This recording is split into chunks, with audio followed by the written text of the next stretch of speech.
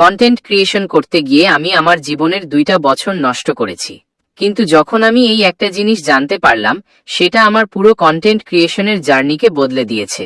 তারপর থেকে আমি এমন একটা পর একটা ভাইরাল ভিডিওস বানাতে পারছি।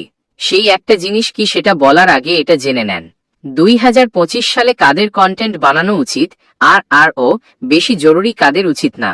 সবাই বলছে কন্টেন্ট ক্রিয়েটর হতে। এখন 50 মিলিয়ন কন্টেন্ট ক্রিয়েটর আছে অনলাইনে, আর এদের মধ্যে 39 মিলিয়ন মানুষ এই কন্টেন্ট ক্রিয়েশন একদম ভুলভাবে করছে। শুধু অন্য কাউকে কামাতে দেখেই নিজে শুরু করে দিচ্ছে। আমি যখন শুরু করলাম, আমি ভাবতাম আমার দরকার একটা দামি ক্যামেরা, একটা দামি মাইক, কোনো বিষয়ে একদম ফুল এক্সপার্ট হতে হবে আমাকে।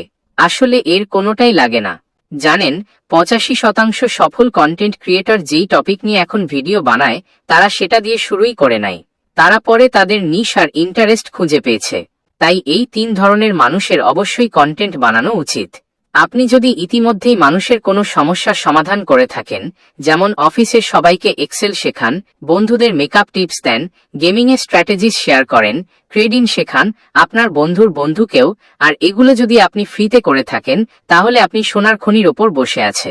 আর দ্বিতীয়, যাদের কন্টেন্ট ক্রিয়েশন করা উচিত, আপনি যদি নতুন কিছু শিখছেন, এমন হয়। একটা মজার ব্যাপার হলো, আপনাকে এক্সপার্ট হওয়া লাগবে না অন্য কাউকে শেখাতে বা আপনার নলেজ শেয়ার করতে। আপনাকে আপনার এই লার্নিং জার্নিটাই শেয়ার করতে হবে। মানুষ এক্সপার্টের চেয়ে লার্নারদের বেশি বিশ্বাস করে, কারণ নতুনরা আপনার সাথে কানেক্ট করতে পারবে বেশি। অন স্কেল ফ্রম 1 to 10, আপনি যদি 5 বা 6 হয়ে থাকেন নলেজের দিকে কোনো স্কিলে, যারা 0 থেকে শুরু করছে, তারা হবে আপনার অডিয়েন্স।